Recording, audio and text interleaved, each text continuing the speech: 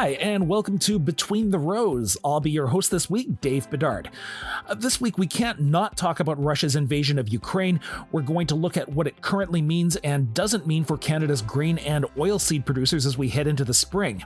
Again, the markets are probably going to be trading with high volatility until they're more or less think that they have it figured out.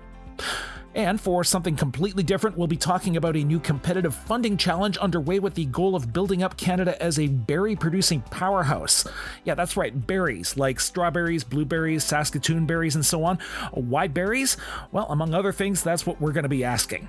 Having a very narrowly defined problem is important so that teams really know what they're aiming for. There's really no ambiguity as to whether they've achieved it.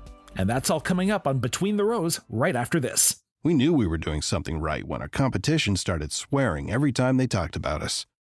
Just the other day, I heard someone saying, "Have you seen this f***ing Seedmaster Ultra Pro 2? They got third-party PAMI testing that confirms its individual row metering delivers uniform f***ing seed placement, near zero seed mortality, and no impact on f***ing germination results." We take it as a huge f***ing compliment. Start raising your f***ing ROI at seedmaster.ca.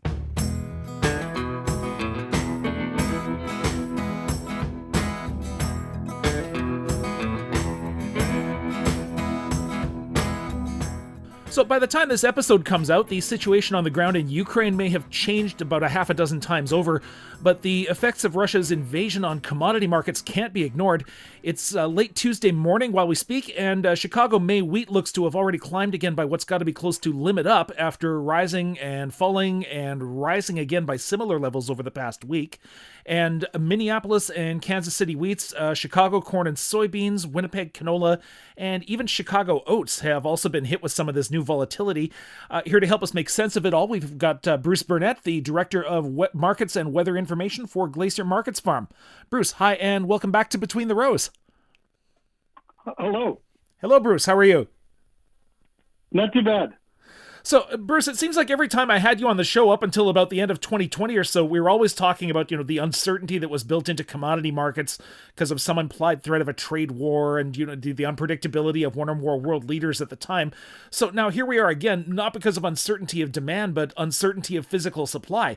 Why does the grain trade react in this almost sort of manic way in the face of uncertainty?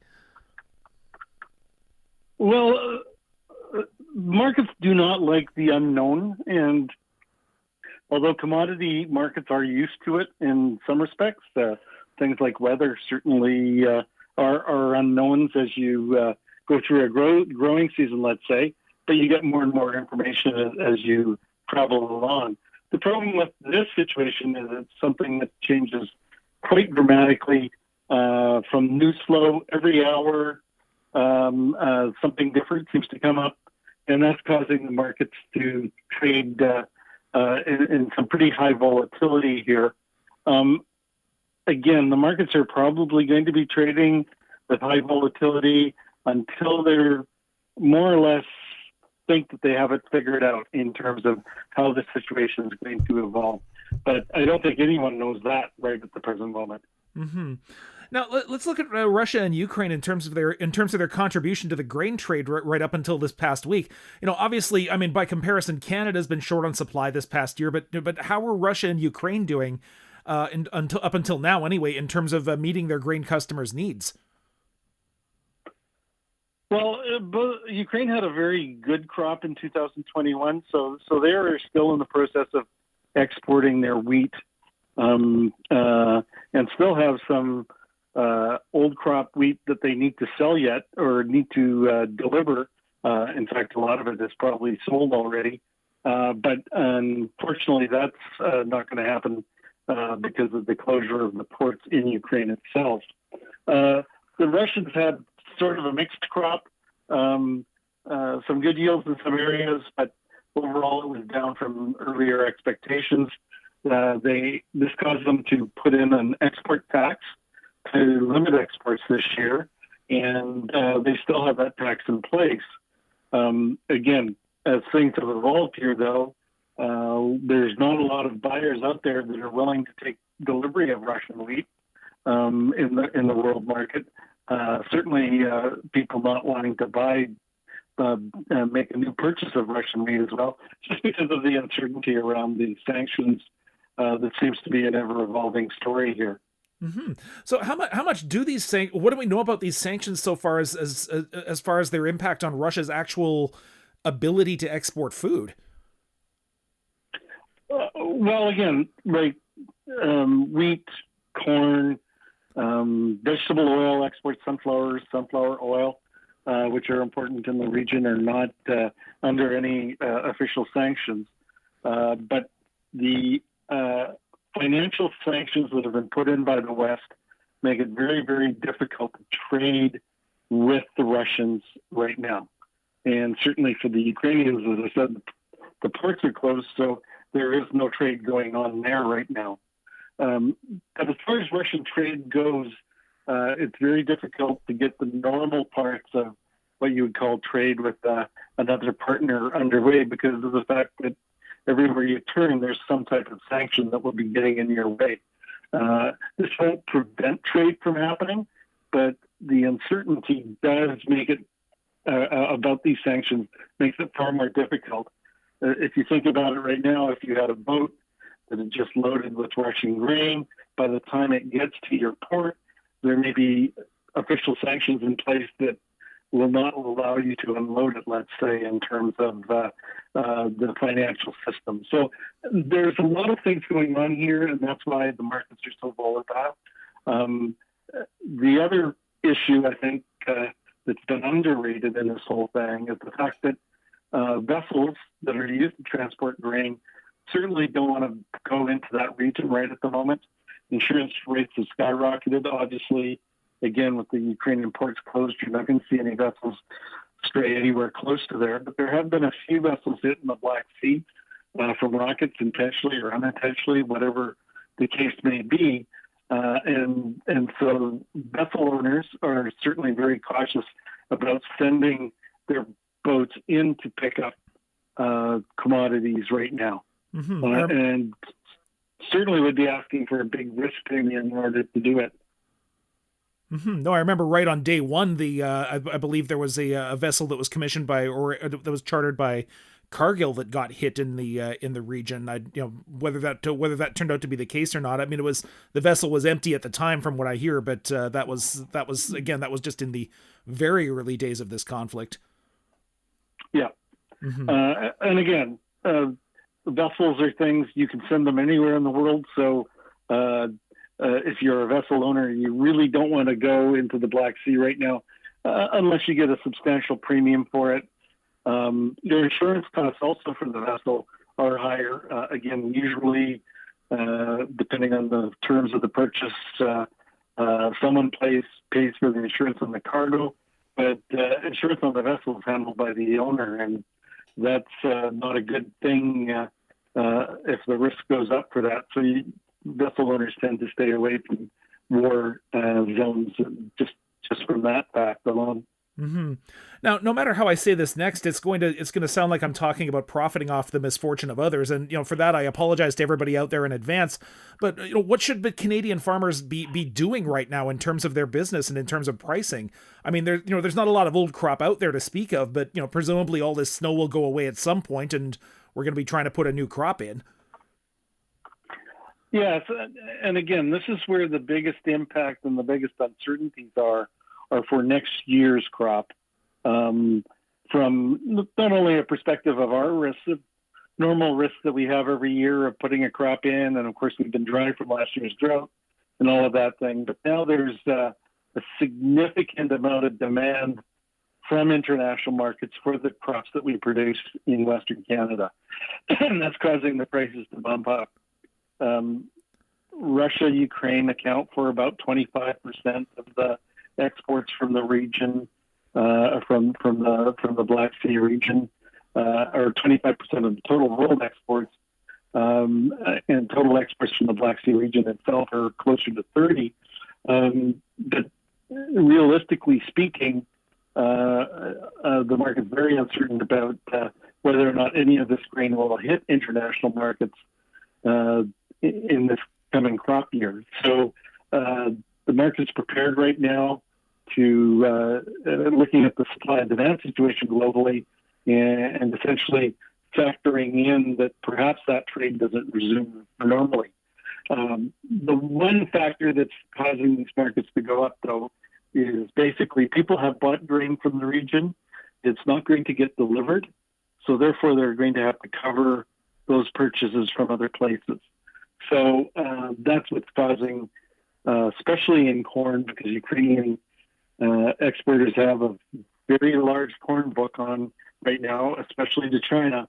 And those purchases will have to be deferred or purchases will have to be gathered from someplace else. So that's causing the corn market to be well supported here because of the fact that basically one of your larger exporters of corn in the world has suddenly come into a position where they're not going to be able to export the physical commodity. Mm-hmm. So with in terms of forward pricing, what's a Canadian farmer to do? Well, I think, again, these prices are excellent prices. I think there's a lot of reluctance from farmers in Western Canada, especially in those areas that haven't received a lot of precipitation this winter and last fall, and that includes most of the prairie still. Those areas that are dry, certainly in the back of everybody's mind is what kind of conditions are we going to have during this growing season. Hopefully they're good. In terms of pricing forward, there is a fair amount of risk here. Certainly these are excellent prices, despite the fact that we have a lot higher input costs coming at us this year. But again, as I say, probably that's more of a factor related to whether the local growing conditions right now on each and every one's farm, rather than anything else internationally that's happening here. Eventually, these prices will settle down and give us maybe a little bit clearer signal, but they are going to be quite volatile here. Certainly, it would be nice to sell these commodities forward, but there is a fair amount of uncertainty in terms of what production we're going to have next year here in North America. Mm-hmm. And lastly, as you mentioned before, I mean, we should talk about inputs as well, such as fertilizer and fuel. I mean, is there anything that farmers in Canada could or should be doing now to to try and prevent sticker shock, or are we already past that point? Well, again, I think we're past that point. A lot of farmers, I think, did manage to get their fertilizer purchases for at least part of their requirements for this year already done. Again, these prices are very, very high for fertilizers. They have come off for certain types of fertilizer, but they remain very high. The negative news, of course, is that Russia is one of the larger exporters of fertilizers. They had banned exports earlier this year, so really, I don't think it's as much as a market factor as it would have been should exports have continued. But still, we're looking at high prices. Currently, crude oil is trading over $100 a barrel as well. So we're looking at higher energy costs as well. So again, just factor those input costs in when you're looking at new crop prices this year. Mm-hmm. So we've still got a bit of time to watch and see what happens in the meantime. Bruce, thanks very much for your time today. Okay, thank you. Bruce Burnett is Director of Markets and Weather Information for Glacier Markets Farm. You're listening to Between the Rows. I'm your host this week, Dave Bedard.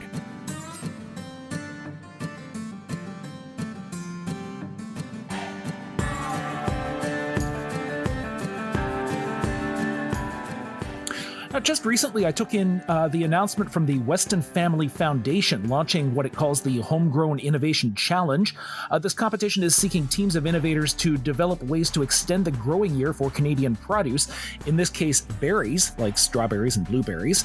Now, of course, that sounds good to me. Here in Manitoba, fresh strawberry season can never come soon enough as far as I'm concerned. And we're not talking about reality show or TV bake-off money here either. We're talking about $33 million that the foundation is putting up for this challenge over 6 years to help participating teams make their ideas happen. Dr. Evan Fraser is a director with the Arrow Food Institute at the University of Guelph, and he took part in the challenge launch. Dr. Fraser, hi, and welcome to Between the Rows. Oh, hi. Nice to chat. This is great. Oh, I appreciate it. And now, what's your role in the Homegrown Innovation Challenge? How did you get involved? Well, I mean, I've worked with the Weston Family Foundation on and off in one capacity or another for quite a few years, and they reached out to me sort of shortly after the pandemic hit, thinking they wanted to brainstorm about how they could make a contribution back to Canada, specifically inspired or in light of the pandemic, and so that brought me into the conversation, I guess, early in their brainstorming, and it was a real privilege and an honor to be able to take time and brainstorm with them about what they could do. And they were, first of all, they were very committed and interested in making a contribution to Canada with regards to food. And I think the members of the foundation board and the Weston family grew pretty concerned about issues such as poor quality nutrition and food insecurity that emerged during the pandemic. Also, issues linked with temporary foreign workers, and they were as we all were deeply concerned about that issue. And then, of course, the issue of our dependence on international trade to bring healthy food into our country, and all those things sort of went in together, I think, and ultimately they decided that perhaps putting a challenge fund together to work on Canada's fruit and vegetable system, and then they scoped it further down to berries in particular. And we can talk about why berries in just a second. And they decided that was it. And so I've provided been a sounding board and a bit of a person to brainstorm with on that one. Mm-hmm. So why the focus then on berries specifically? I mean, it's an interesting not that I'm complaining, it's an interesting focus, but why that segment specifically? All right, so this is it's fascinating, and I think this is a great decision and a great focus. First of all, I had to be convinced of that, though. I thought going broader would have been a smarter idea, or would have, why focus on berries? But the idea is quite compelling and quite useful. First of all, to have a challenge. Run a challenge contest, or like a great big X Prize or a challenge of this nature. Having a very narrowly defined problem is important, so that teams really know what they're aiming for. There's really no ambiguity as to whether they've achieved it, and so there's the need for a very clear, narrow focus. That's the first reason. Second reason is it's not just about berries. Berries then become a platform by which other crops can be explored. So if you look into the details of the challenge, it's using berries as a platform that will be interesting in of itself, but also then the development of the methods or the management practices or the technologies or whatnot will be applicable to other types of fresh fruit and produce. So it's sort of a small window, but that leaps us into a much bigger conversation. And then the third thing is berries are quintessentially Canadian, and they wanted to do something that was very Canadian. There's 200 species of native berries I've learned in my interactions over this file, native to our country. I didn't know that. That's probably an order of magnitude more than I would have guessed if I'd been asked the question 2 years ago. But there's a tremendous wealth of berries that are in our country. And then the final reason is, I think most nutritionists would say berries are pretty darn healthy. So eating more of them is no bad thing from a health and nutrition perspective. And maybe we can get some health benefits as well by increasing our supply of berries. So you put all those four things together, and I think you end up with what's first of all a very articulated, a nicely focused challenge, but also one that will be kind of fun and, like I said, quintessentially Canadian. Now, obviously, we've got no problem, growing certain kinds of produce in greenhouses in this country. Microgreens, leafy greens, lettuce, peppers, that kind of thing. Even though some of that existing capacity I know has since gone into growing weed. But rather than put this funding into seeking out new technology, I mean, is growing berries indoors in Canada to extend the growing season? Rather, is it not just simply a matter of throwing enough money at the problem, building enough greenhouse capacity to scale? Or is it more complicated than that?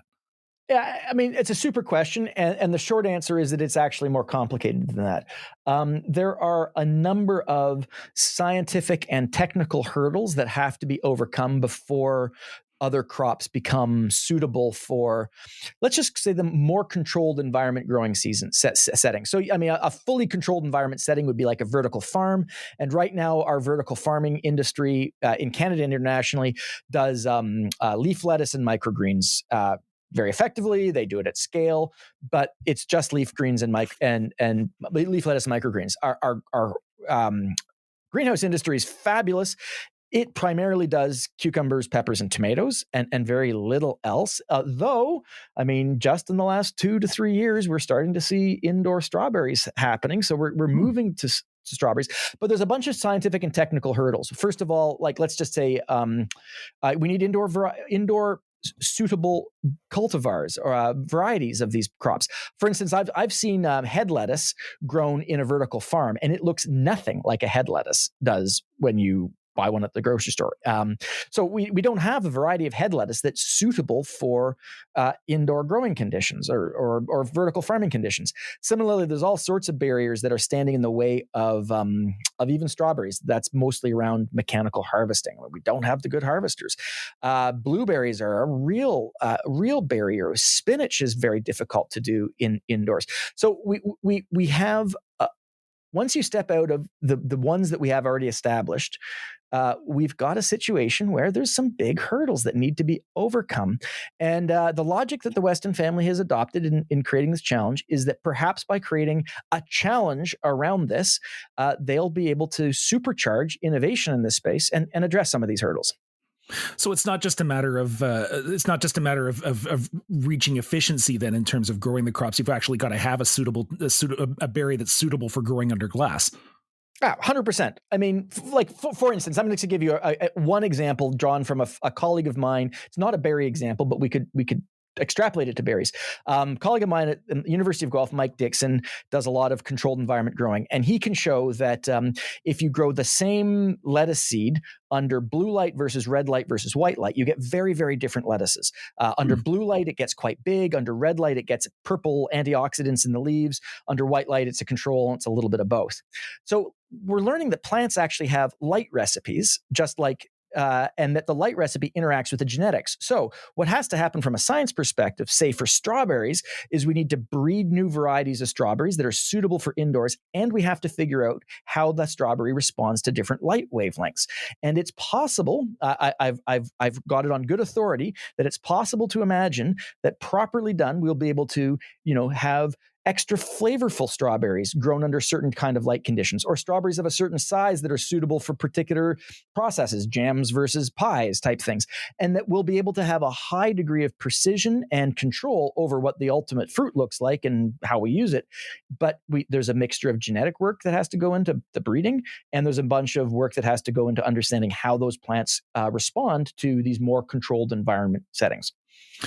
Are we going to be able to, even if we overcome those obstacles? I mean, are we going to be able to grow berry crops at a price point per pound that's acceptable to consumers in Canada? That is.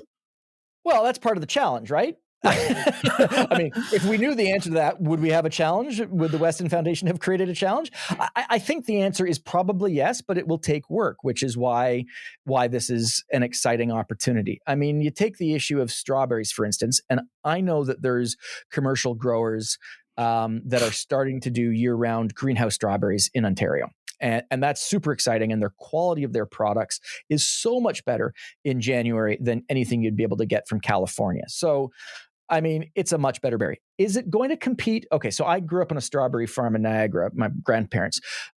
Is a greenhouse strawberry ever going to compete with a fresh Ontario strawberry picked and eaten, in the same hour?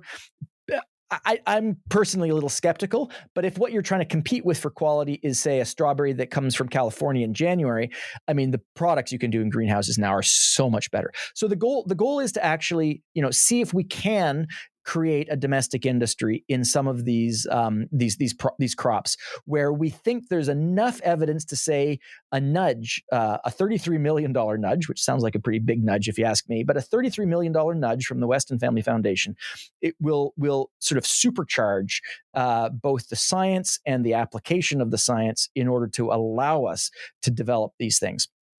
Are we going to get there? I certainly hope so, and I think the odds are pretty good. How we're going to get there, though, is really up to the innovators who are going to be applying for this challenge. Mm-hmm. Now, obviously, the challenge isn't just about growing greenhouse crops. I mean, it seems to me that they haven't ruled out the idea of extending the growing season for crops grown outdoors, have they? No, that's a really good point. So I get excited imagining greenhouses for vertical farms full of strawberries. Me too. And that just makes me excited. And going back to my grandfather's farm in Niagara, no, there's a lot that can be done to extend the growing season of field crops. And the way the Weston Family Foundation has scoped the challenge leaves the field literally wide open to participation of producers and teams and scientists, students, to work on a wide range of different approaches. So you could imagine breeding strawberries which are more frost tolerant, for instance. I don't know, I'm just making that up. But you could imagine genetic work that would extend the tolerance zone or the growing season. You could also imagine management practices. Hoop houses are obvious. Creating sort of plastic greenhouses on using hoops is one way that producers already extend growing seasons.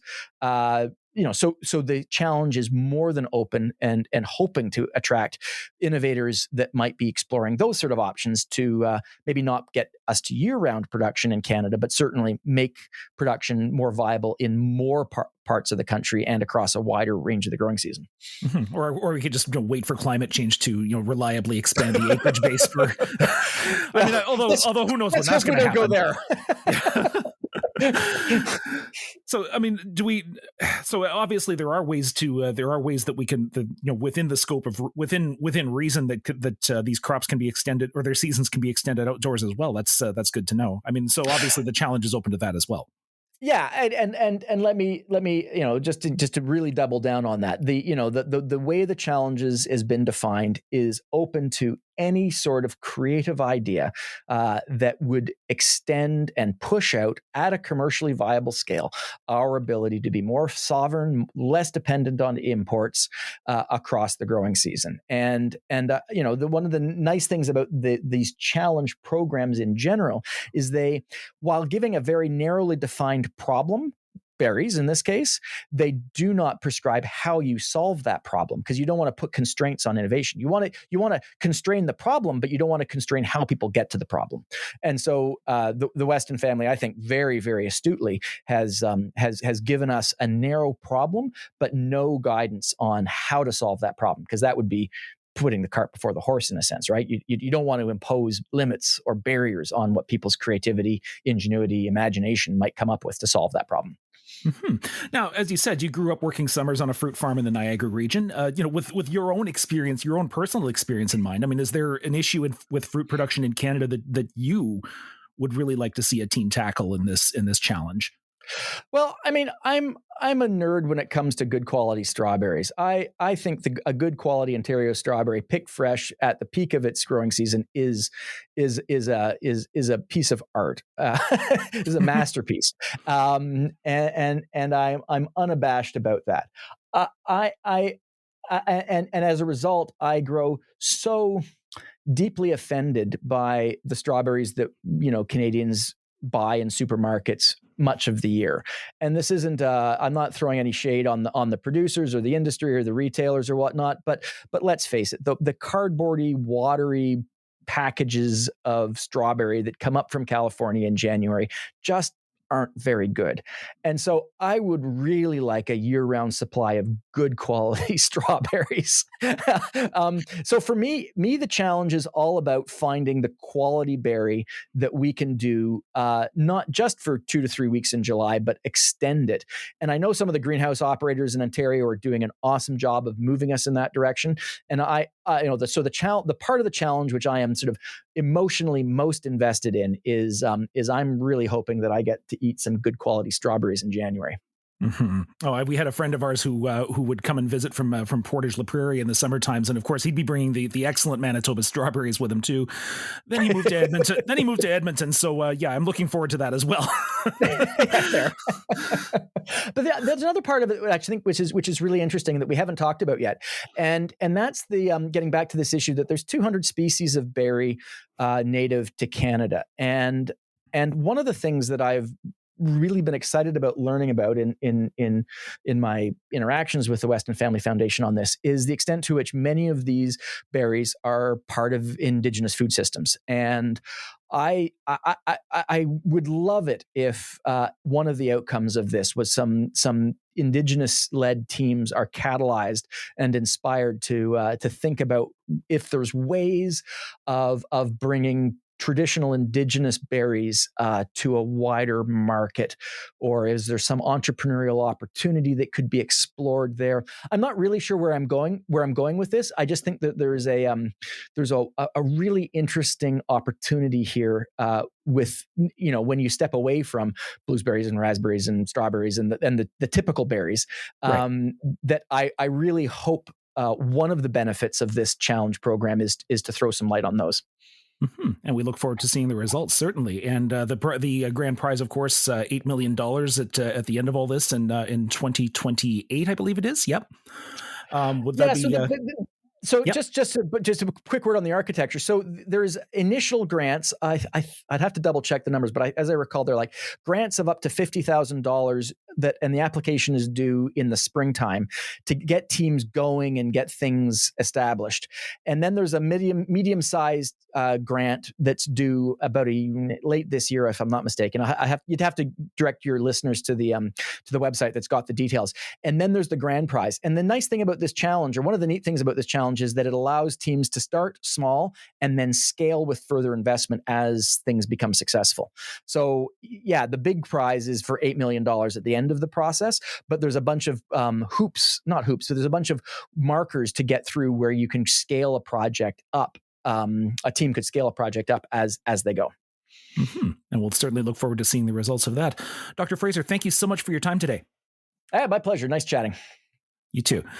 Dr. Evan Fraser is a professor of geography at the University of Guelph, specializing in food security and land use change, and he's a director with the Arrell Food Institute.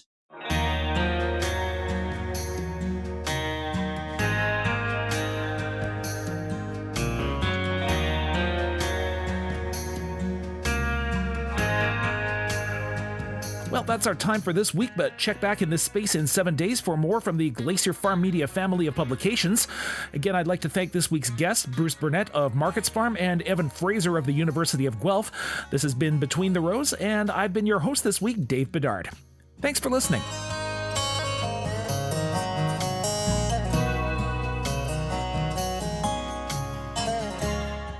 We knew we were doing something right when our competition started swearing every time they talked about us. Just the other day, I heard someone saying, "Have you seen this f***ing Seedmaster Ultra Pro 2?